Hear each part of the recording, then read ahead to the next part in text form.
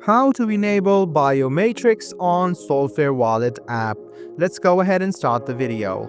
Open Solflare on your device. Once you do this, make sure that your account is logged into this device.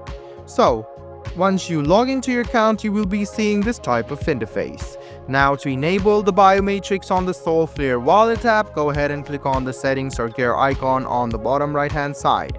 Tap on Security and Privacy and you can see the screen. You can find Biometrics. You can unlock the app quickly and securely by enabling Biometrics. So go ahead and tap on Biometrics, and the next step is to enter your passcode.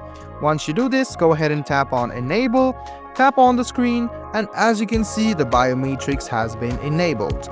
I hope this video was helpful for you. Like the video, subscribe to the channel, and do hit the bell button for more. Hope to see you in the next video as well.